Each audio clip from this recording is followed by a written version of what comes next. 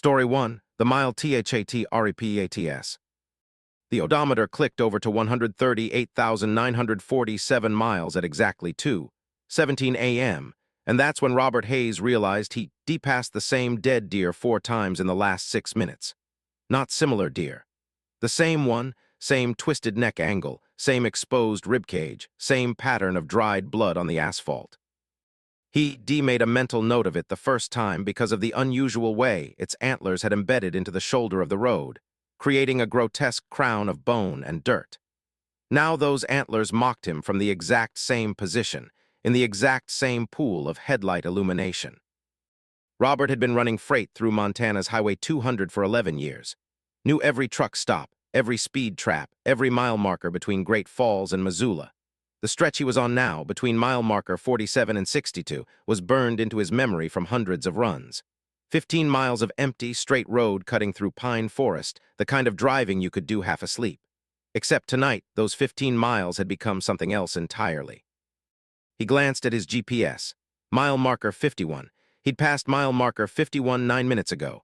The device showed him moving forward at 58 miles per hour, showed the blue dot of his truck progressing along the highway, but the world outside his windshield told a different story.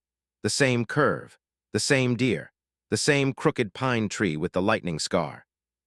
Robert's hands tightened on the wheel, knuckles going white. He'd been driving for 16 hours straight, running hot to make a delivery deadline in Spokane. Maybe that was it, highway hypnosis, exhaustion playing tricks. He'd heard stories from other drivers about hallucinating after too many hours behind the wheel, seeing things that weren't there, but this felt different. This felt deliberate. The CB radio crackled to life. Westbound trucker approaching mile marker 51, you got your ears on. Robert grabbed the handset so fast he nearly swerved. Yeah, I'm here. This is westbound, driving a Freightliner Cascadia. Who's this? Static answered him. Then, after a long pause, westbound trucker approaching mile marker 51, you got your ears on. The exact same words, same cadence, same slight rasp in the voice. I just answered you, Robert said, but the transmission had already ended. He checked his mirrors. Empty road behind him, empty road ahead. The forest pressed in from both sides, dense and impenetrable in the darkness beyond his headlights. No other vehicles, no lights, no signs of civilization except the endless white and yellow lines disappearing under his hood.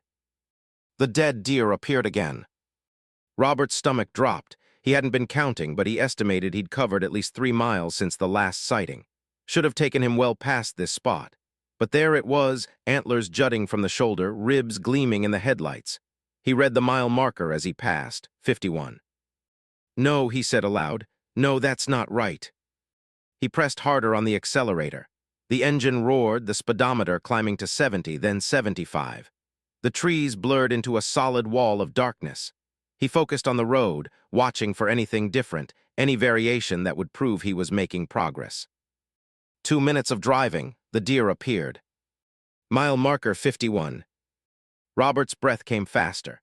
His shirt stuck to his back with sweat despite the cab's air conditioning.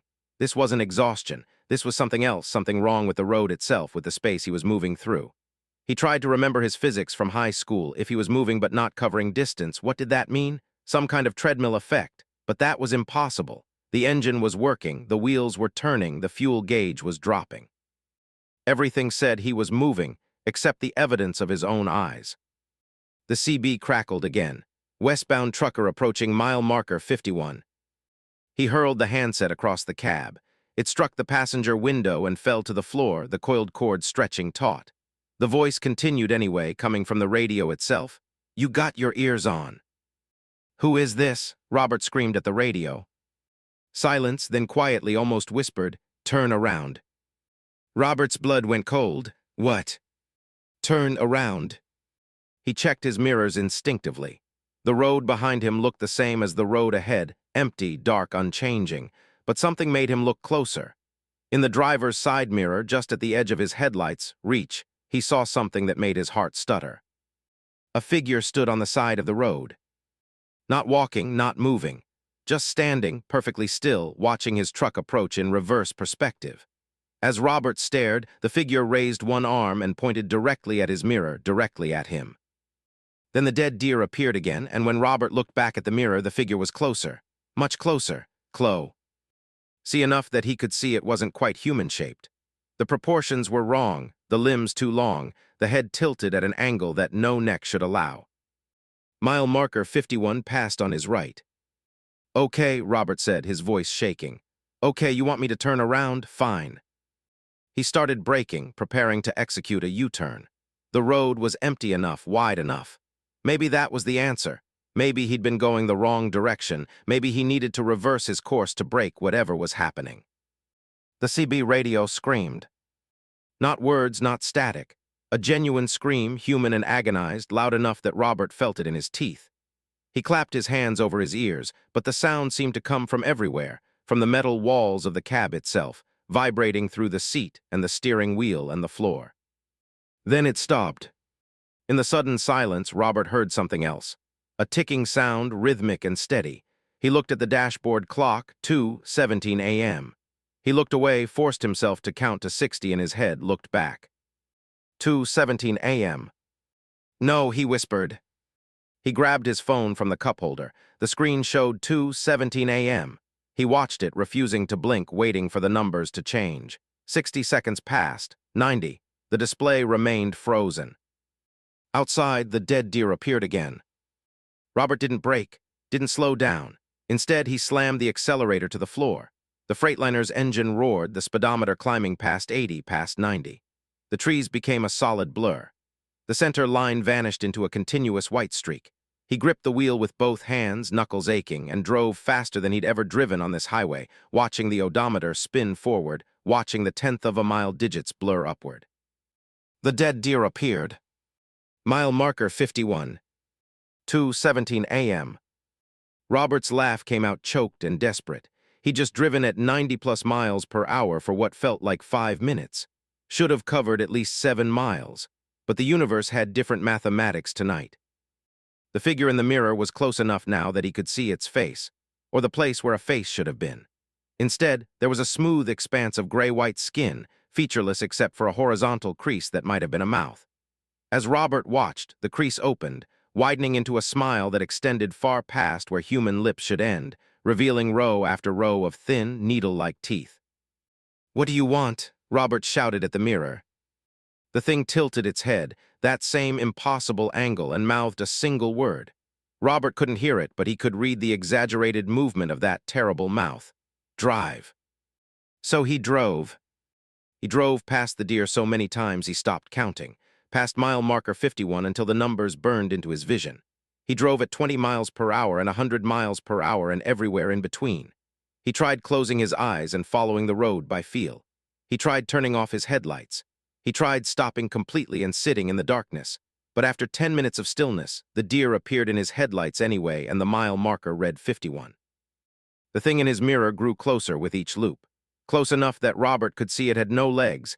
Its body simply extended downward into a point that hovered inches above the asphalt. Close enough that he could count the teeth in that endless smile. Close enough that he could see its non-eyes watching him with an attention that felt like pressure against his skull. He tried radioing for help, but every channel carried the same message. "Westbound trucker approaching mile marker 51, you got your ears on?" Sometimes in his own voice.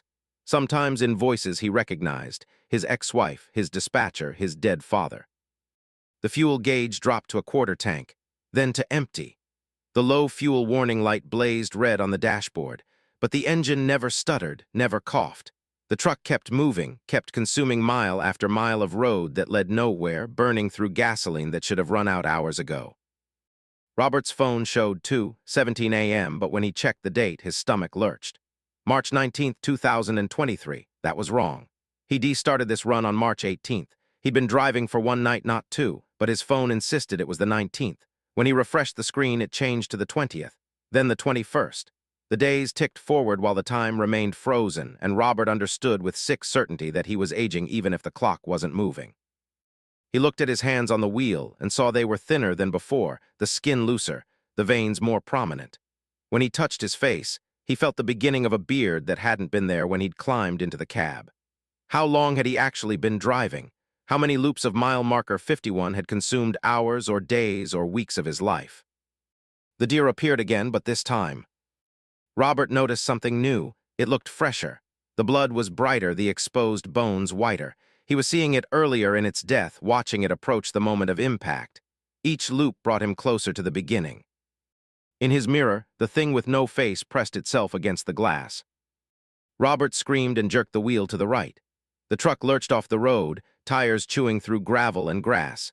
He crashed through underbrush, branches scraping against the cab like fingernails. Trees loomed in his headlights, but somehow he missed them, the truck careening through impossible gaps in the forest. Then the trees opened up, and Robert found himself back on the highway. Mile marker 51 appeared in his headlights. The deer lay ahead, alive now, standing on the shoulder, head raised in alarm. As Robert's truck bore down on it, the animal turned to run. Its hoof caught in something, those antlers, Robert realized, the ones that would embed in the shoulder after impact. The deer fell, twisting, and Robert's truck struck it at 70 miles per hour. He felt the impact shudder through the frame, heard the terrible crunch of bone and metal, watched in his mirror as the deer's body tumbled and came to rest in the exact position he'd been seeing for hours, days, possibly weeks. The thing with no face was gone from his mirror. The clock read 2:18 a.m. Robert sobbed with relief. He was free. Whatever had trapped him, the loop had been broken. He'd created the anchor point of his prison, and somehow that had released him. The logic made no sense, but logic had abandoned this stretch of highway long ago. He drove for 6 hours straight, too terrified to stop, watching the mile markers climb. 62, 78, 93. Each one felt like a gift. When he finally pulled into a truck stop outside of Missoula, dawn was breaking over the mountains. Robert climbed out of the cab on shaking legs. His reflection in the truck's chrome showed a man who'd aged months in a single night. Deep hollows under his eyes, fresh gray in his stubble, a haunted expression that might never fully fade. He checked his phone. March 19th, 8:47 a.m. His dispatcher had left 37 messages, each one more frantic than the last. Where had he been? Why hadn't he called? The delivery deadline had passed 16 hours ago. Robert started to dial, then stopped. In the chrome reflection, he saw something that made his blood freeze. Behind him, barely visible in the brightening daylight, stood a figure with no face, watching, waiting. And in the distance, he heard the CB radio in his cab crackle to life. Westbound trucker approaching mile marker 51, you got your ears on. Robert looked at the truck stop's digital sign showing the highway distance. His location was clearly marked, mile marker 51, highway 200. He never left at all. Story 2, the passenger in the reefer.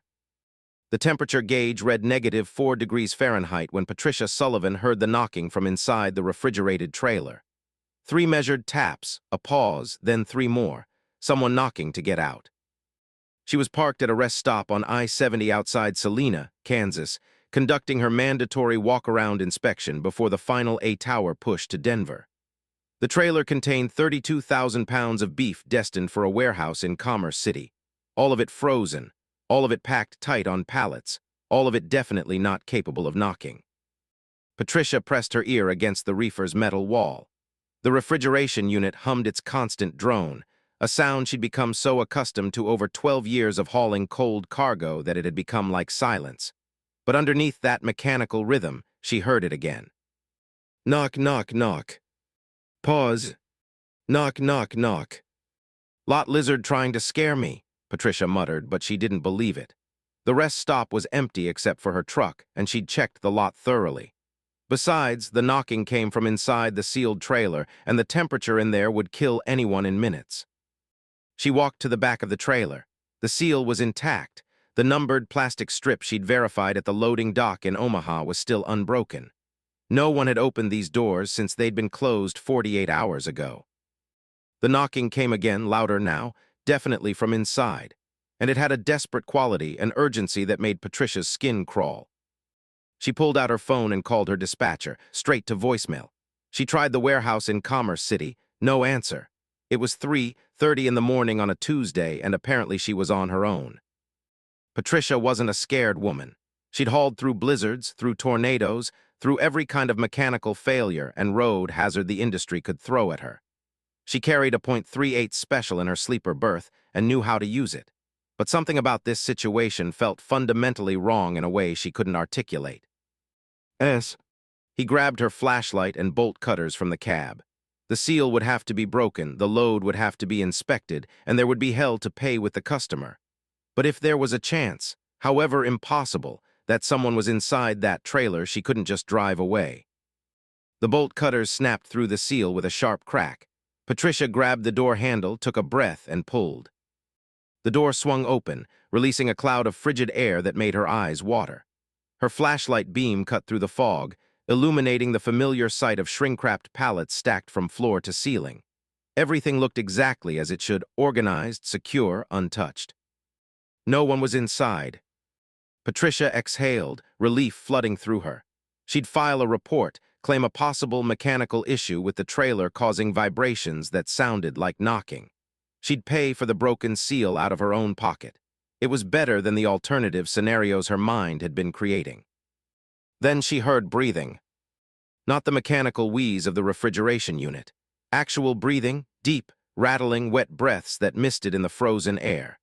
The sound came from behind the pallets, from the gap between the cargo and the trailer wall.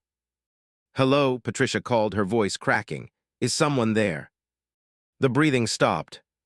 Patricia stood at the trailer's entrance, every instinct screaming at her to close the door, to call the police, to do anything except climb into that frozen metal box. But if someone was in there, someone hurt, someone dying, she couldn't leave them. She pulled herself up into the trailer, her boots crunching on frost-covered floor. The temperature bit through her jacket immediately, finding every gap in the fabric. Her breath came out in thick clouds. She kept the flashlight steady, sweeping it across the pallets as she moved deeper into the trailer. "I'm not going to hurt you," she said. "I'm the driver. If you're in here, you need to come out now. It's not safe." Something moved in the gap between the pallets and the wall. Patricia's flashlight caught it, a pale hand, fingers splayed against the metal, feeling its way along the surface. The hand was wrong, though. The fingers were too long, the skin too white, almost luminescent in the darkness. "Come out slowly," Patricia said, trying to keep her voice calm. "You need medical attention. You're going to freeze to death in here." The hand withdrew. For a moment, Patricia thought whoever it was had retreated further into the trailer.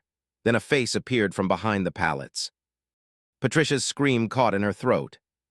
The face was human enough, 2 eyes, a nose, a mouth, but the proportions were subtly off. The eyes sat too far apart, the nose too flat, the mouth too wide.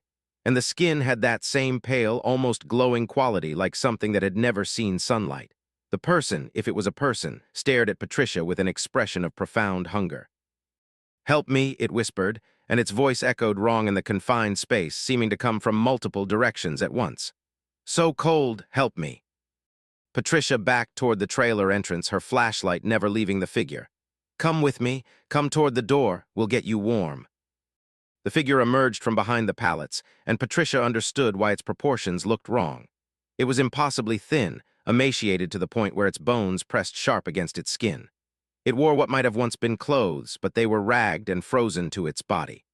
As it moved forward, Patricia saw that its legs bent backward at the knee, like a bird's legs, and it had to use its long-fingered hands to pull itself along.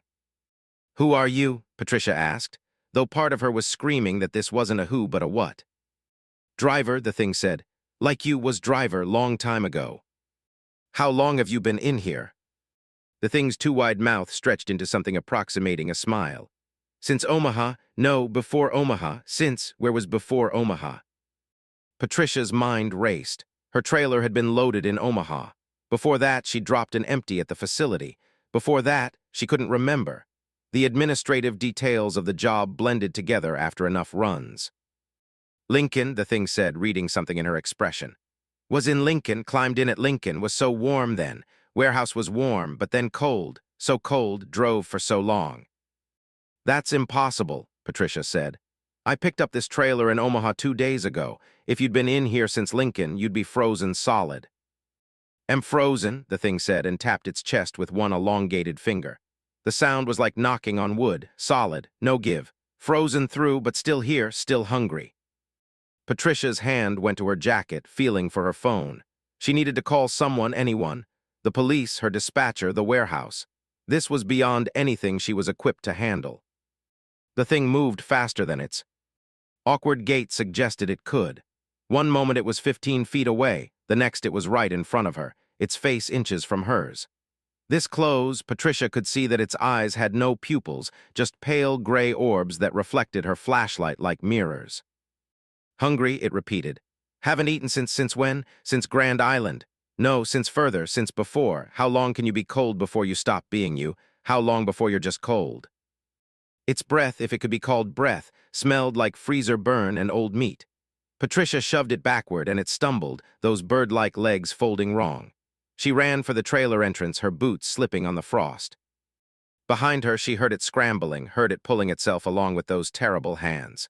Don't leave me, please, so cold, need to be warm, need to eat, need to remember being warm. Patricia reached the trailer door and jumped down to the parking lot, stumbling and nearly falling. She spun around, ready to slam the door shut, but the thing was already there, crouched in the entrance like a gargoyle, its pale skin standing out stark against the darkness behind it. You can't leave me, it said, and its voice was different now, multiple voices speaking in unison, some high, some low, all desperate. I was you, all of us were you, drivers. We climbed in to rest, just for a moment, just to get out of the heat, but the door closed, the engine started, and we rode so far through so many states, in the cold, in the dark, and we forgot our names, forgot our roots, forgot everything except cold and hunger. Patricia looked at the thing more carefully. Behind it, deeper in the trailer, she saw other shapes moving between the pallets. Other figures, all with that same pale skin, all with those same wrong proportions. How many of them were in there? How many drivers had climbed into refrigerated trailers over the years, looking for shelter or shade, only to be sealed inside and hauled across the country? I'm sorry, Patricia said, and she meant it, but I can't help you. Yes, you can, the thing said. You can climb in, you can be warm with us. We share warmth, we share everything. Join us. Patricia realized with horror that steam was rising from the creature's skin. It was warming up. The longer the trailer door stayed open, the more the outside air mixed with the refrigerated air, the warmer it became. And as it warmed, the thing became more animated, its movements less jerky, its voice more coherent. Look, it said and pointed behind itself with one elongated finger. Look at us, we're waking up. The other figures in the trailer were moving toward the entrance now, all of them showing that same pale skin, those same wrong proportions. Patricia counted 7. No, 9. No, more kept appearing from behind pallets, their bodies so thin they could fit in impossibly narrow spaces. The first one smiled at her, and she saw that its teeth had all fallen out, leaving black gaps in gray gums. You can still save us. Drive us somewhere warm, let us out in the sun. We remember sun, we remember heat. Take us home. Where's home? Patricia asked, backing away from the trailer. Don't know, the thing admitted.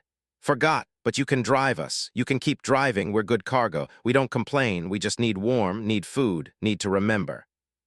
Patricia's hand found her truck's cab door. She jerked it open, but before she could climb in, the thing spoke again. She'll hear about this. Patricia froze. What? The dispatcher, the company. They'll find out you broke the seal, inspected the cargo without authorization. They'll want to know why. They'll open the trailer. They'll see us. Good, Patricia said. They should. You need help. They won't help. The thing's voice was sad now. They'll close the door. They'll send us back, send us somewhere cold. We've been sent so many times. Omaha to Denver, Denver to Chicago, Chicago to Boston, Boston to Miami. The routes blur. The cold stays. We wake when the door opens. We sleep when it closes. That's all there is. Patricia climbed into her cab and slammed the door. Through the window, she could see the thing still crouched in the trailer entrance, its pale form vivid against the dark interior. The other figures had stopped at the edge of the cargo area, unwilling or unable to approach the opening. She started the engine and put the truck in gear. As she pulled away, she saw in her mirror that the thing had climbed down from the trailer. It stood in the parking lot, watching her leave, its arms hanging at its sides, its too-wide mouth open in a silent cry. Patricia drove for 2 miles before she realized the trailer doors were still open, swinging freely on their hinges. The refrigerated air would be escaping. The cargo would be warming. She should stop, close the doors, secure the load. She kept driving. At the next rest stop, she pulled in and got out to close the trailer. He approached slowly, half expecting to see those pale figures still inside. But the trailer was empty. Just pallets of frozen beef, all still secured, all still wrapped tight. The temperature gauge read -4 degrees. The cargo was fine, everything was fine. Patricia climbed back into her cab and continued to Denver. She delivered the load without incident, the warehouse workers unloading the pallets efficiently, commenting on what good condition everything was in. No one mentioned the broken seal. No one asked about a delay. It wasn't until Patricia was driving empty back to Omaha that she noticed the condensation on her side window. Someone had drawn in it 3 simple tally marks. She wiped them away, but they appeared again. Then 3 more, then 3 more after that, someone keeping count, someone marking time. Patricia adjusted her mirror and for just a moment saw a pale face pressed against the glass of her sleeper berth window. Then it was gone. She turned up the cab's heat as high as it would go and tried not to think about the knocking she heard sometimes when she stopped at red lights. 3 taps, pause, 3 more. The sound of someone who's forgotten how to ask for help, who only remembers the rhythm of trying. Story 3, the broadcast from station nowhere. Marcus Chen first picked up the radio station at 11:43 p.m. on a Wednesday night, somewhere between Flagstaff and Winslow on Interstate 40. The scan function on his radio had been cycling through static and country music for the last hour when it suddenly locked onto a frequency that shouldn't have existed. 97.7 FM. The voice was crisp and clear, no static at all, which was remarkable given that Marcus was in the middle of absolute nowhere, empty desert stretching in all directions, not a town or tower in sight. And that was Dust in the Wind by Kansas, the DJ said. His voice was smooth, professional, the kind of voice that belonged on a major market station, not some backwater Arizona frequency. You're listening to KNWR, the voice of the night. I'm your host, and we're here to keep you company through those long, dark hours. Got a request? Give us a call. Marcus had been driving trucks for 7 years, and he'd never heard of KNWR. He'd also never heard of a radio station soliciting call-in requests without giving a phone number, but he was tired enough not to care about the details. The voice was pleasant, the music wasn't terrible, and it beat the usual options. The next song started, Riders on the Storm by The Doors, perfect driving music. Marcus settled in, watching the headlights carve through the darkness, feeling the rhythm of the road. This one goes out to Marcus in the blue Kenworth, the DJ said suddenly. Hope you're staying alert out there, brother. Long way to go yet. Marcus jerked upright, his hands tightening on the wheel. The DJ had said his name, had identified his truck, but that was impossible. He hadn't called the station. He'd been listening for less than 5 minutes. He looked around the cab, suddenly paranoid. Was there a camera somewhere, some kind of tracking device? But no, this was his personal truck, not a company vehicle. No ELD system, no dashboard cams, no GPS beyond his own phone. How did you, Marcus started to say aloud, then stopped. The DJ couldn't hear him. This was just a radio station. But the DJ responded anyway. How did I know? Marcus, we've been listening to you for miles. You've been driving, 14 hours now? Left Barstow at 9:30 this morning, making good time. Should hit Albuquerque by dawn if you keep up this pace. Marcus' blood went cold. Everything the DJ said was accurate, disturbingly, impossibly accurate. He reached for the radio dial to change the station, but before he could turn it, the DJ spoke again. Don't, please. I get so few visitors out here. Just listen for a while. I promise I'm more interesting than whatever evangelical station you'll find next. Marcus' hand hovered over the dial. Logic said he should change the station immediately, that this was some kind of elaborate prank or surveillance. But curiosity and exhaustion made him hesitate. That's better, the DJ said, as if Marcus had spoken aloud. Thank you. Now let me introduce myself properly. I'm the host of KNWR, and I've been broadcasting from this location for, well, longer than you'd believe. We cater to a very specific audience, drivers like yourself who find themselves on lonely roads at odd hours, people who need company, people who might be willing to listen to something different. Different how? Marcus asked the empty cab, not expecting an answer. Different in that we don't just play music, Marcus. We offer choices, we offer destinations, we offer ways out. A chill ran down Marcus' spine. Ways out of what? The route you're on, the life you're living, the destination you're headed toward. Tell me, Marcus, are you happy delivering furniture to warehouses? Is this what you dreamed of? Out when you were young. It was. Marcus had wanted to be an architect, had 2 years of college before his father got sick and the medical bills started piling up. Trucking was supposed to be temporary, a way to make good money while he figured things out. That was 7 years ago. He never figured things out. How do you know all this? Marcus demanded. Who are you really? I'm exactly what I said, a DJ, but I'm also someone who pays attention. I watch the drivers on this stretch of road. I learn about them. And sometimes when someone interests me, I reach out. You interest me, Marcus. You've been past this location 43 times in the last 2 years, always at night, always alone, always listening to music too loud, trying to drown out your own thoughts. Marcus wanted to deny it, but he couldn't. The DJ was right. He did drive this route frequently. He did keep the music loud. And yes, he was trying not to think about his father's death, about his abandoned dreams, about the fact that he was 32 years old and living in the cab of a truck. So what do you want from me? Marcus asked. Want nothing, I'm offering. There's an exit coming up in 14 miles, take it. I'll show you something remarkable. An exit to where? Does it matter? You're not expected anywhere until tomorrow afternoon. You have time. Take the exit, Marcus, see what's out there. What's the worst that could happen? Marcus laughed bitterly. You're asking me, a trucker on a dark highway, to take an unmarked exit based on the instructions of a mysterious radio DJ. You know how every horror movie starts, right? I know how every boring life continues too, the DJ replied. With caution and routine and small, safe decisions. But you're not happy with that life, are you? So take a chance, take the exit. The rational part of Marcus' brain screamed at him to ignore this entire conversation, to change the station, to keep driving straight to Albuquerque. But there was another part, a part that had been growing louder over the past few years, that wanted something different, something unexpected, something that made him feel like he had agency in his own life. Fine, Marcus said. Where's this exit? Mile marker 219. You'll see it. Marcus watched the mile markers count down. 225, 223, 221. His heart rate climbed with each one. This was stupid. This was dangerous, but he didn't slow down, didn't reconsider. 219 appeared in his headlights. There was no exit, just empty desert, the interstate stretching unbroken into the distance. Marcus started to accelerate, feeling foolish for having believed. Then he saw it. Not an official exit.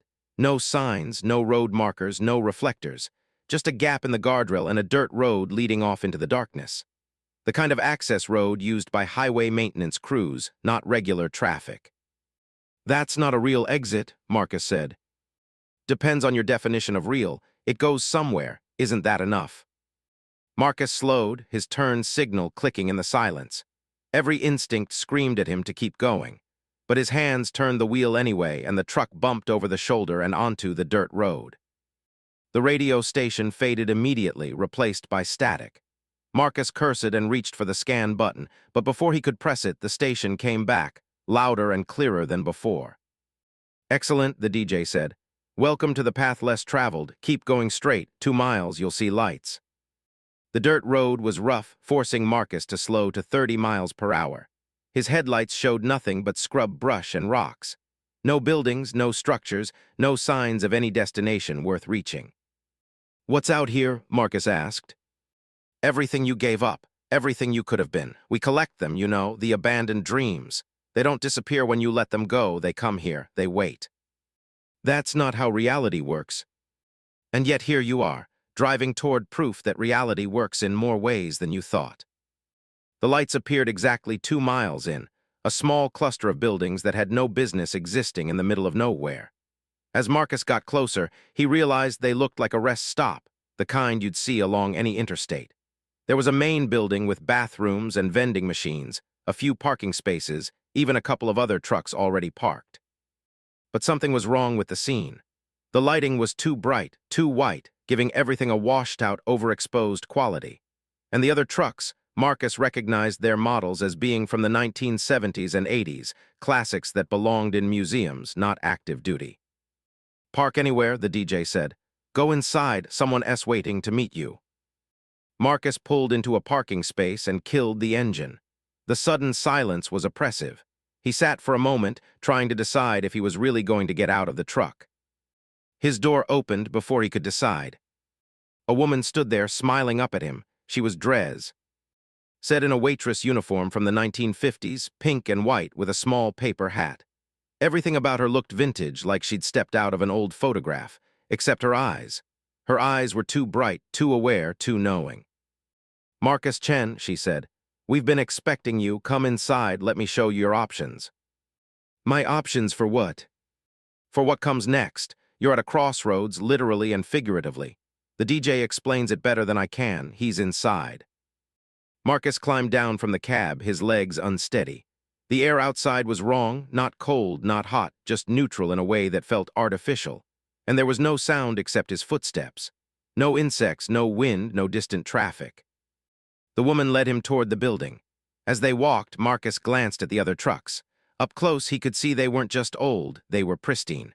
No rust, no wear, like they'd been driven straight off the showroom floor and parked here. "Whose trucks?" he asked.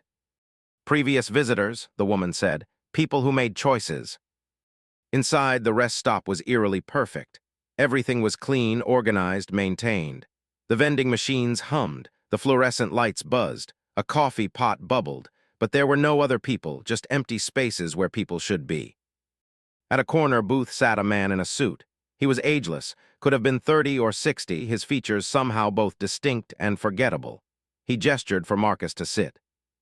"Marcus," the man said. His voice was the DJ's voice. "Thank you for coming. I know this seems strange, but I promise everything will make sense shortly." "Who are you? What is this place?" "I'm a facilitator. This place is a junction point. Think of it as a service station for decisions not yet made. You've been driving toward Albuquerque, toward another delivery, toward another day identical to yesterday and the day before. But what if you could drive somewhere else? Somewhere better? I have a contract. I have obligations. You have a life you don't want. I'm offering you a chance to change that. Look." The man gestured to the window. Outside, the parking lot had changed.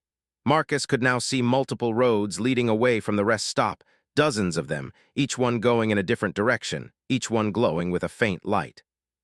"Each road represents a choice," the DJ explained. "A different path your life could take. One road leads to you finishing that architecture degree. One leads to you reconciling with your sister. One leads to you meeting someone who matters. One leads to you dying peacefully at 87. One leads to you dying tomorrow in a jackknife accident on I-40. That's impossible. And yet here you are. Here we are. Let me show you." The man stood and walked to a door Marcus hadn't noticed before. He opened it, revealing not a bathroom or closet, but a long hallway stretching into impossible distance. Along the hallway were countless doors, each one labeled with a date and a decision. "June 14th, 2015, the DJ read from one door. "The day you decided not to call your father before he went into surgery. Behind this door, you'll find the version of yourself who made that call. Want to see how different his life is?" "No," Marcus whispered. "March 3rd, 2019, the day you turned down that job in Seattle because the pay was slightly less. Behind this door, you'll find the version of yourself who took the risk. Shall we look?" "Stop." "December 18th, 2021, the day you drove past that accident without stopping to help. Behind this." "I said stop." The DJ smiled. "But these are your choices, Marcus, your junctions. Don't you want to see where the other roads led? Don't you want to know who you could have been?" Marcus stood, backing away from the hallway. "I want to leave." "Of course, that's also a choice. You can walk out that door, get back in your truck, and drive to Albuquerque. Deliver your furniture, collect your pay. Live your life exactly as you have been. And in 30 years, when you're old and tired and full of regrets, you'll wonder about this night. You'll wonder if this place was real. You'll wonder what would have happened if you'd stayed. So what's the alternative? Choose a door, step through. Live a different life. Not a better life necessarily. I make no guarantees about quality, but a different one. One where you made other choices. One where you became someone else." Marcus looked at the hallway of doors. Each one represented a path not taken, a decision unmade. The temptation was overwhelming to see what might have been, to choose differently, to become someone who hadn't given up. "What happens to my current life?" Marcus asked. "It continues without you. Someone else slides into your place. Your apartment gets cleaned out. Your phone stops ringing. You become a mystery, a missing person, eventually a cold case. But you won't care because you'll be busy living your new choice. And if I choose wrong, if the new life is worse?" The DJ's smile faded. "Then you'll wish you could come back, but there's no returning, Marcus. This junction only works one way. Once you step through a door, it closes behind you.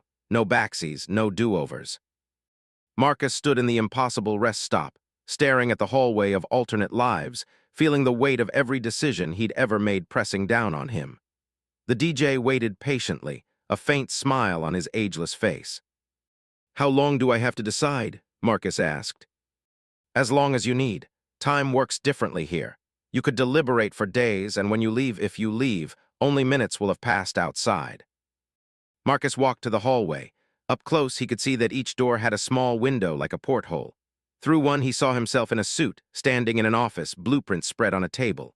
Through another, he saw himself older, grayer, holding a child's hand. Through a third, he saw himself in a hospital bed, machines beeping steadily. "What about the roads where things got worse?" Marcus asked. "Where are those doors?" The DJ pointed to the left side of the hallway. "Every choice has consequences. Some doors lead to promotions and love. Some lead to bankruptcy and addiction. It's all here, all the potential, all the failure, all the success." Marcus stopped at a door labeled September 8th, 2016. Through the window, he saw himself laughing with his father, both of them healthy, both of them happy.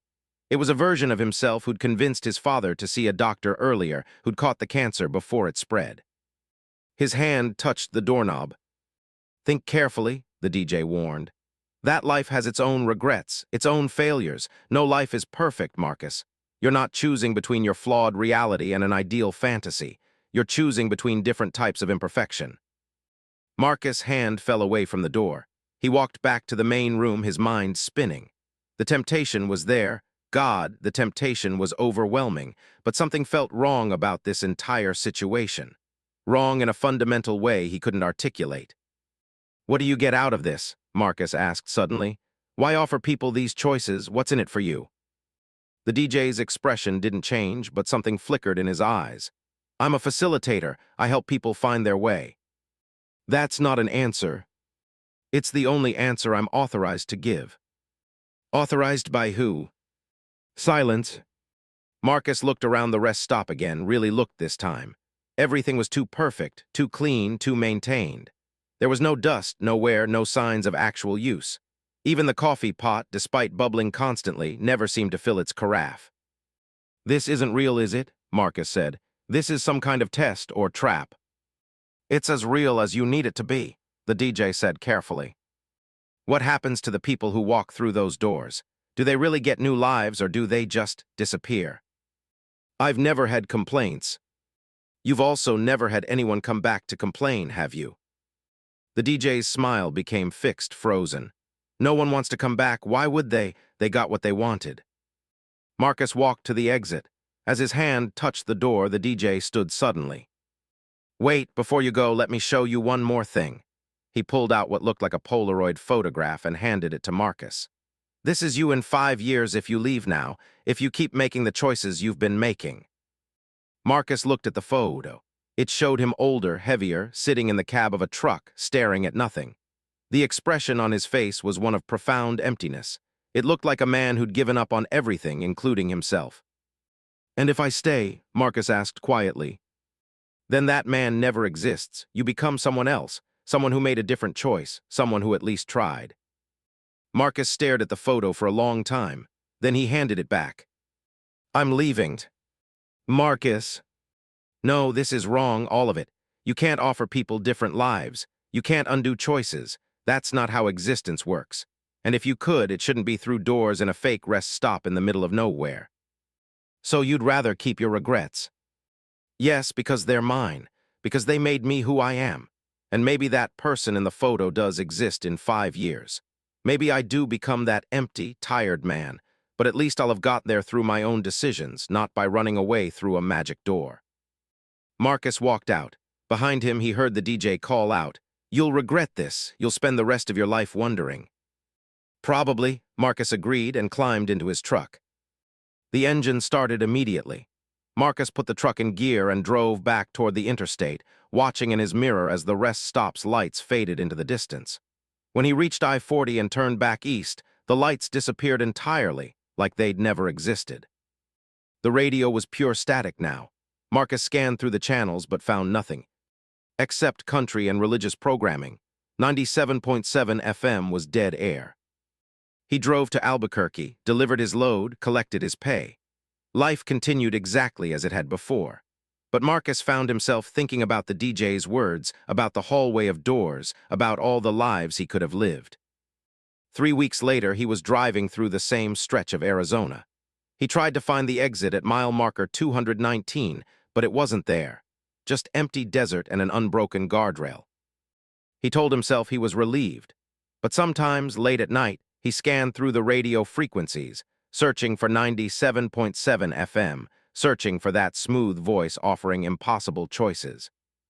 It never appeared again. But in his dreams, Marcus sometimes stood in that hallway, his hand on a doorknob, eternally unable to decide whether to open it or walk away. And in those dreams, the DJ always smiled and said, "Take your time, we have forever, and you have nothing but regrets."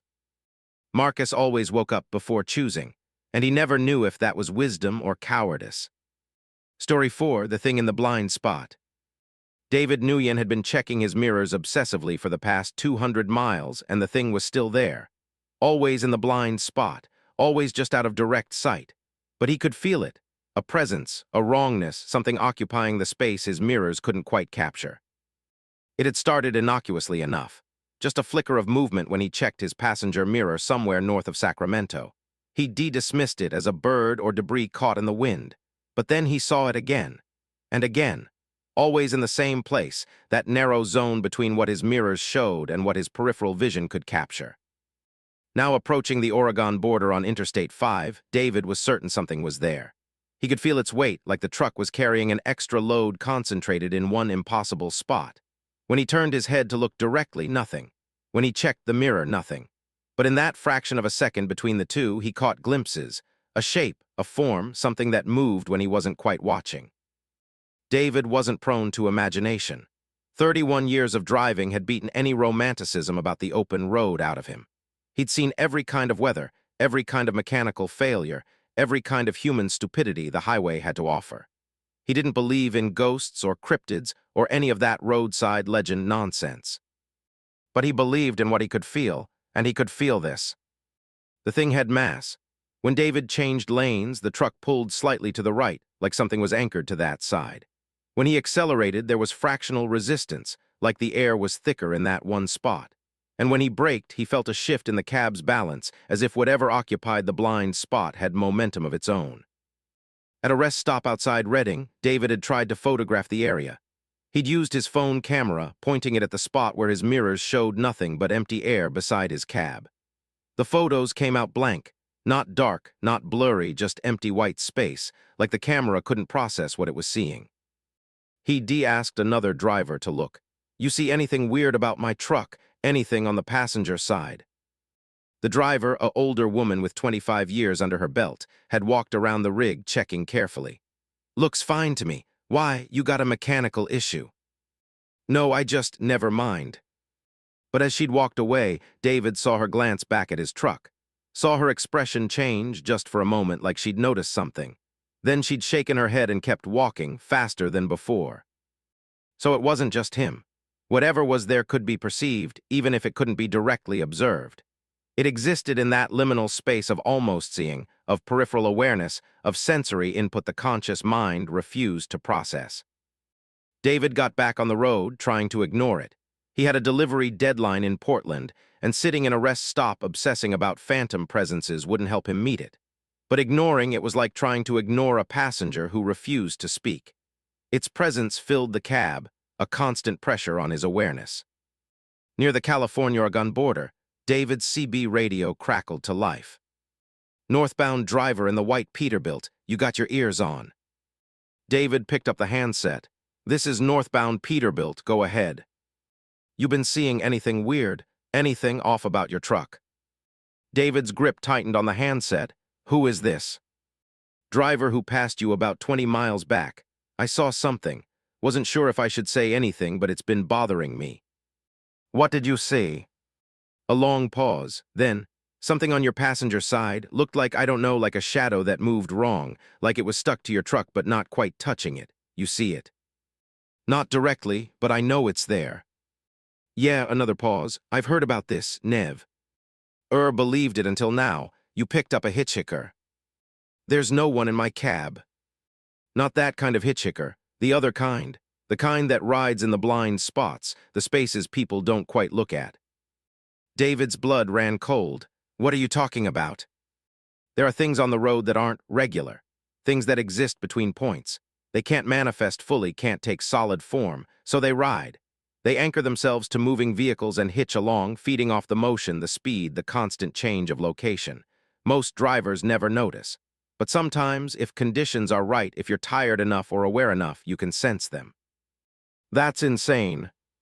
Is it? You're the one who can feel something in your blind spot. You're the one whose truck is handling weird. Don't tell me I'm crazy when you know something's wrong. David looked at his passenger mirror, empty space, but in his peripheral vision something moved. How do I get rid of it? That's the problem, you don't, not easily. They're attracted to long-haul drivers, people who cover hundreds of miles without stopping. The constant motion sustains them, and once they attach, they're hard to shake. So what, I just live with this thing? Some drivers do, they get used to it, learn to ignore the presence, but others, the voice trailed off. Others what? Others start seeing them more clearly. The things start to solidify, to become more present. And once you can see them fully, once they cross from the blind spot into actual visibility, another long pause. No one knows what happens then, because no one who's seen one fully has ever finished their story. The transmission ended. David tried to call back, but the channel was silent. He drove through the night, acutely aware of the presence beside him. It seemed to be growing stronger, more defined. The temperature in the cab dropped on the passenger side. When David breathed, he could see his breath, but only when he looked to the right. The left side of the cab remained warm. At a truck stop in Ashland, David tried everything he could think of. He searched online for information about blind spot hitchhikers and found nothing except generic ghost stories. He called a priest he knew and tried to explain the situation, but the words sounded insane even to his own ears. The priest suggested rest and maybe seeing a doctor. David sat in his cab at the truck stop, staring at the passenger side mirror. Nothing visible. But the presence was there, stronger than ever. And now, if he looked very carefully, he could almost make out a shape. Something tall and impossibly thin, like a person stretched vertically until their proportions became grotesque. His phone rang. Unknown number, David answered. Heavy breathing, then a voice, his own voice, speaking words he'd never said. Let me in, let me become solid, let me exist. David hung up, his hands shaking. The thing was trying to communicate. It wanted something from him, wanted his permission or acknowledgement or what. He started the engine and left the truck stop, abandoning his plans to rest. He needed to keep moving, needed to reach Portland and drop this load and get home and figure this out. But as he drove, he realized the presence was spreading. It was no longer just in the blind spot. He could feel it behind him now too, in the sleeper berth. Could feel it above him, pressing against the cab's ceiling. The thing was expanding, using his truck as an anchor point to manifest more fully into reality. David drove faster, pushing 70, then 80, then 90. Maybe speed would help. Maybe if he moved fast enough, the thing couldn't maintain its grip. But the presence only grew stronger. Near Grant's Pass, the first physical change appeared. David glanced at his passenger seat and saw an indentation in the fabric, as if something invisible was sitting there. As he watched, the indentation deepened, taking on the rough shape of a human figure, but proportioned all wrong, too tall and too thin. No, David whispered. No, you can't be real, you can't exist. In response, the radio turned on by itself. Every station played the same thing, that heavy breathing, that voice that was his but wasn't. I'm already real, I've always been real, you just couldn't see me. But now you can, now I'm crossing over, thank you. I didn't give you permission. You acknowledged me, that's enough. Acknowledgement is permission, attention is invitation. David pulled over on the shoulder, slamming on the brakes. He threw open the door and jumped out, backing away from the truck. If he left it, if he abandoned the vehicle entirely, maybe the thing would be trapped inside. Maybe he could escape. But as he watched, the passenger door opened by itself. Nothing emerged. The door simply hung open, swinging gently in the night breeze. But David could feel it now, the presence outside the truck, standing between him and the cab, blocking his path. You can't leave. His own voice said from the open door. I'm attached to you now, not just the vehicle. Where you go, I go. What you see, I see. We're bound. What do you want from me? To exist, fully, completely. I've been riding in the spaces between for so long, feeding on motion and speed, never quite real, never quite present. But you're different. You can see me. You can bring me through. I won't. You already have. David ran. He sprinted away from the truck into the darkness of the roadside forest. Behind him, he heard nothing, no footsteps, no pursuit. But the presence was there, keeping pace effortlessly, existing in the blind spot of his own perception. He ran until his lungs burned, until his legs gave out, until he collapsed in a clearing somewhere deep in the woods. And when he finally looked up, gasping for breath, he saw it. The thing stood in front of him, partially visible now. It was like looking at a person through obscuring glass. The shape was there, the form suggested, but the details remained vague. Impossibly tall, impossibly thin, with limbs that bent at wrong angles and a head that tilted too far to one side. Please, David begged, please just leave me alone. I can't, we're bound now, you've seen me, really seen me. And once seen, I can't go back to the blind spot. I have to keep manifesting, have to keep becoming real. And the only way I can complete the process is through you. Through me how? The thing leaned closer. David could smell it now, a scent like ozone and cold metal and something organic rotting slowly. By replacing you, by taking your place, by becoming you, that's how we cross over. We ride in the blind spots until someone sees us, really sees us. And then we swap. We take their place in the visible world and they take ours in the space between. No, no. David tried to run again, but the thing was faster. It moved in his peripheral vision, always there, always present, always getting closer. He felt its hand, if it could be called a hand, touch his shoulder.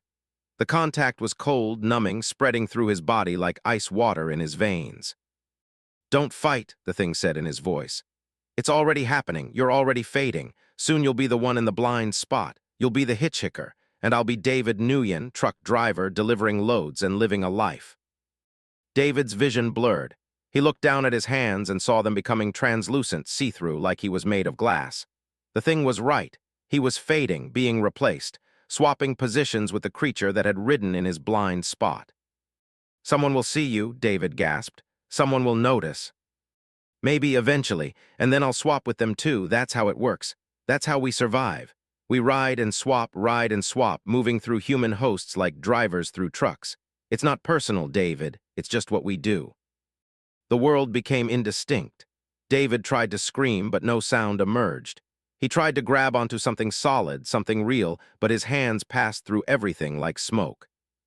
And then he was in the blind spot. He existed in that liminal space between seen and unseen, real and imagined.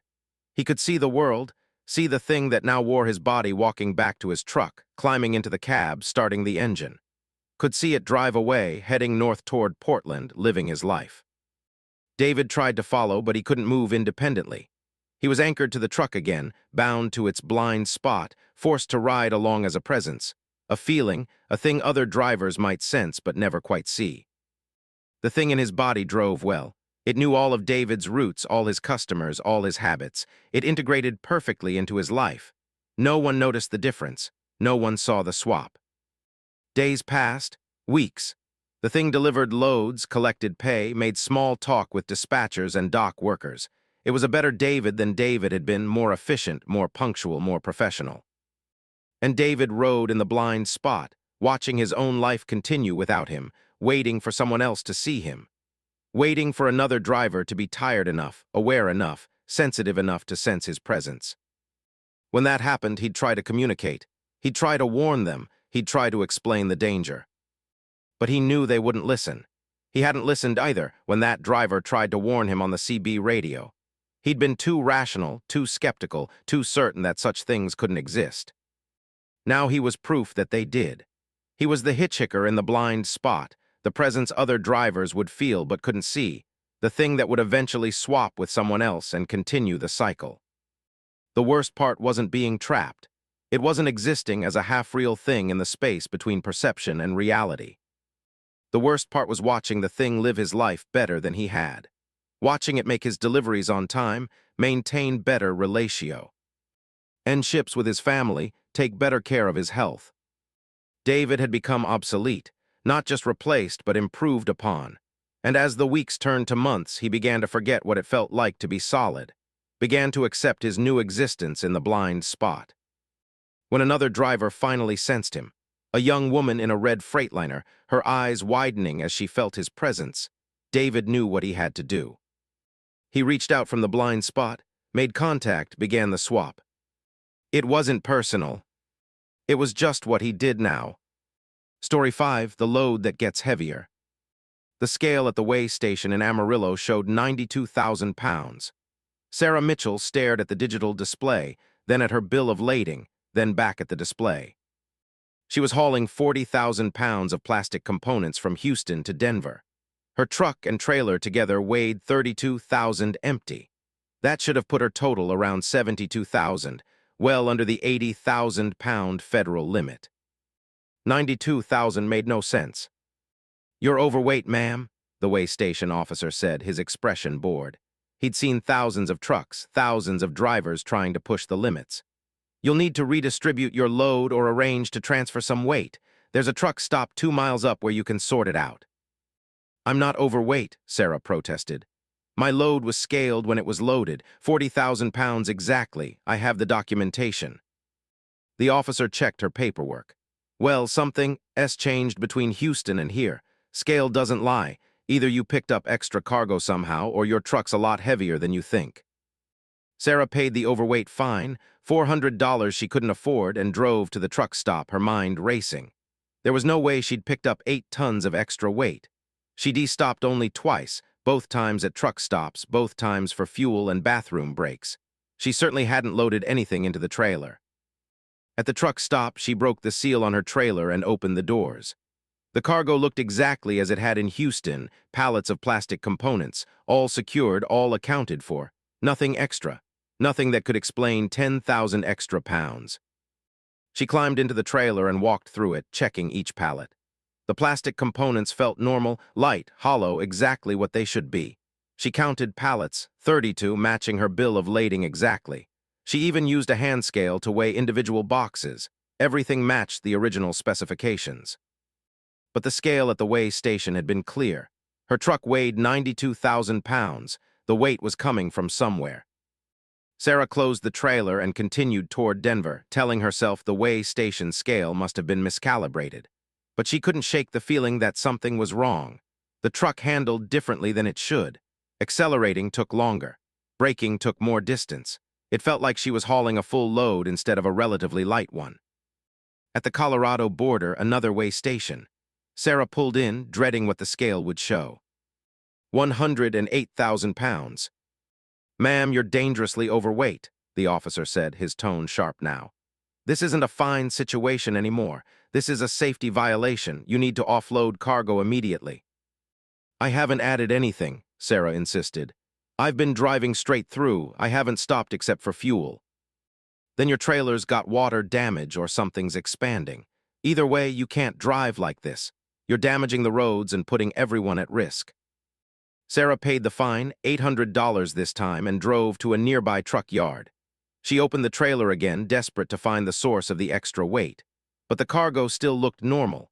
32 pallets, plastic components, nothing wet, nothing damaged, nothing that should weigh 68,000 pounds. She tried calling the shipper, but it was late Sunday night and no one answered. She tried her dispatcher, who told her to figure it out and get the load delivered or face contract penalties. She was alone with an impossible problem. As she sat in the cab trying to think, Sarah heard a sound from the trailer. A creaking, settling noise like cargo shifting. But she'd checked the load straps, everything was secure. The sound came again, not shifting cargo, something else, something rhythmic. Breathing. Sarah grabbed her flashlight and walked back to the trailer. She climbed inside, moving between the pallets, listening. The breathing sound was clearer now, coming from the back of the trailer. Deep, slow breaths like someone in heavy sleep. "Hello," Sarah called. "Is someone in here?" No answer, just that rhythmic breathing. She moved to the back of the trailer where the sound seemed loudest. But there was nothing there except the trailer's rear wall and the last few pallets. No space for a person to hide, no gaps in the cargo. Yet the breathing continued. It sounded close, like it was right next to her, but every time Sarah turned toward it, the direction seemed to change. It was coming from everywhere and nowhere from the cargo itself. Sarah reached out and touched one of the plastic components. It felt normal, rigid, hollow, lightweight. She lifted it, expecting the usual easy weight of plastic. It was heavy, impossibly heavy. What should have weighed 5 or 6 pounds felt more like 50.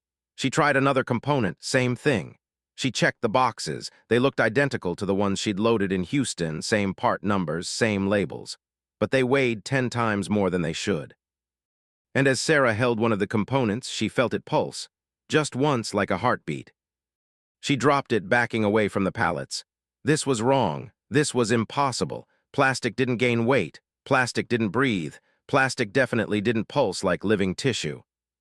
Sarah pulled out her phone and called the shipper, leaving a frantic voicemail. "This is Sarah Mitchell, hauling load number 7749. Something's wrong with the cargo. It's getting heavier. I need you to call me immediately and explain what I'm actually hauling." No response. She tried texting the emergency number on her bill of lading. Nothing. She climbed back into the cab and researched the shipper online. The company existed. Hexcel Polymers, based in Houston, legitimate-looking website, 10 years in business. But when Sarah called the main number, she got a recording saying the office was closed and to call back during business hours. The breathing from the trailer grew louder. Sarah started the engine and drove, ignoring the weight, ignoring the handling issues, ignoring everything except the need to get to Denver and deliver this load and be done with whatever nightmare she'd gotten involved in. But the weight kept increasing. By New Mexico, the truck struggled to climb even gentle grades. The engine strained, the transmission hunting for lower gears, the whole rig creaking under stress. Other trucks passed her easily, their drivers giving her puzzled looks as she crawled along at 30 miles per hour. Another way station. Sarah considered bypassing it, but flashing lights and a patrol car in pursuit convinced her to stop. 134,000 pounds. "Ma'am, your truck is off the scale," the officer said, genuine concern in his voice now. "We've never seen weight readings like this. You need to pull over and not move this vehicle another inch. This is beyond my jurisdiction. I'm calling the state police." "I need to deliver this load," Sarah said, hearing the desperation in her own voice. "I need to get to Denver." "You're not going anywhere. Your truck is a hazard. Look at your tires." Sarah looked. Her tires, both on the truck and trailer, had flattened, spreading under the impossible weight. The sidewalls bulged dangerously. Several showed cracks. She should have blown multiple tires already. "I don't understand what's happening," Sarah said quietly. "Neither do I, but it stops here." The state police arrived, then a hazmat team, then inspectors from the Department of Transportation. They opened the trailer and examined the cargo, taking samples, running tests, checking for contamination or dangerous materials. Everything came back normal. Plastic components exactly as documented. No hazardous materials, no explanation for the weight. But when they tried to unload a pallet to examine it more closely, it wouldn't budge. 3 men with a forklift couldn't lift it. The pallet seemed welded to the trailer floor, like it had become part of the vehicle itself. "What the hell are you hauling?" one of the inspectors asked Sarah. "I don't know anymore," she admitted. They tried to contact Hexcel Polymers. The phone numbers were disconnected. The website was gone. When police went to the Houston address listed on the bill of lading, they found an empty lot. The company had vanished. Night fell. Sarah sat in her cab, surrounded by official vehicles, watching workers try to figure out how to unload cargo that refused to be moved. The breathing from the trailer had become loud enough that everyone could hear it, a deep, rhythmic sound that made the trailer walls pulse visibly. "We might need to cut the trailer open," one inspector said. "Whatever's in there, it's not just plastic." "No," Sarah said, though she wasn't sure why. Some instinct told her that opening the trailer, really opening it, cutting through the walls, would be a mistake. Whatever was growing inside needed to be contained. But contained until what? Until it finished growing, until it reached some critical mass. At midnight, the scale showed 162,000 pounds. At 2 a.m., 200,000 pounds. At 4 a.m., the scale simply displayed error, EXCEDS maximum. Sarah's truck had sunk into the asphalt. The weight was so immense that the parking lot was cracking beneath it. the pavement buckling and deforming. The trailer's frame groaned constantly now, metal stressed beyond its design limits. "We need to get you out of the cab," an officer told Sarah. "If the trailer collapses or the truck breaks apart, you don't want to be inside." Sarah climbed out. She stood with the gathered officials, watching her truck sink deeper into the earth, watching the trailer distort, watching something impossible happen in real time. "What's the heaviest this load could theoretically be?" one inspector asked. "Well, the cargo volume is about 2,000 cubic feet, another replied, doing mental math. "If it was solid lead, we'd be looking at maybe 400,000 pounds. But it's not solid lead, it's hollow plastic." "It was hollow plastic," someone corrected. "Now it's something else." At dawn, the breathing stopped. The sudden silence was more terrifying than the sound had been. Everyone stared at the trailer, waiting for something to happen. The rear doors bulged outward. "Back up," Sarah said. "Everyone back up now." They retreated to a safe distance as the doors continued to deform, the metal stretching like rubber. The lock held, but the doors themselves were changing shape, bowing out as if something enormous was pressing against them from inside. Then the whole trailer split. Not an explosion, not a dramatic rupture. The trailer simply came apart along its seams, the metal peeling back like an opening flower. And inside, filling the entire space, was something that Sarah's mind struggled to process. It looked organic, flesh-colored, pulsing, covered in a sheen of moisture. But it had geometric patterns embedded in its surface, perfect polygons and straight lines that didn't belong on anything biological. And it was still growing, expanding now that it was no longer confined, absorbing the trailer material into itself, incorporating metal and plastic into its structure. "What is it?" someone whispered. Sarah knew somehow. "It's the load. It was always the load. The plastic components weren't cargo. They were seeds or eggs or something, and they've been growing, merging, becoming this." The mass pulsed once, twice. Then it began to move. Not rolling or sliding, it was growing directionally, extending pseudopods of flesh-metal hybrid material, reaching out across the parking lot. Everyone ran. Sarah made it to a patrol car just as one of the pseudopods reached her truck's cab. The mass absorbed it in seconds, the metal crumpling and disappearing into the organic mechanical structure. The patrol car's engine roared to life, and they sped away, leaving the rest stopped behind. In the rearview mirror, Sarah watched the mass continue to grow. It had consumed her entire truck now and was working on the other vehicles that had been parked nearby. Each one it absorbed seemed to accelerate its growth, adding mass and material to its structure. "We need to call someone," the officer driving said. "Military, CDC, someone." "It won't matter," Sarah said quietly. "It's going to keep growing, that's what it does. That's what it was always meant to do." "How do you know?" "Because I carried it across 3 states. I felt it getting heavier, felt it becoming more real. I was the incubator, the truck was just the container, and now it's free." 2 days later, Sarah sat in a military installation somewhere in New Mexico, being debriefed for the 14th time. They decontained the growth, barely. It had taken airstrikes and chemical weapons and things Sarah wasn't cleared to know about. The official story was a natural gas explosion at a truck stop. Most of the witnesses were being kept in protective observation. "We found others," one of the military officers told Sarah. 7 other drivers all over the country, all hauling loads from Hexcel Polymers, or companies with similar names, all experiencing the same weight gains. "Are they?" 3 were contained before emergence. 2 emerged but were smaller, easier to neutralize. 2, the officer paused. 2 we lost track of. They're out there somewhere, growing. Sarah closed her eyes. "What were they? What was I hauling?" "We don't know. The samples self-destruct when we try to analyze them. Best guess. Some kind of bioengineered organism designed to absorb and incorporate other materials.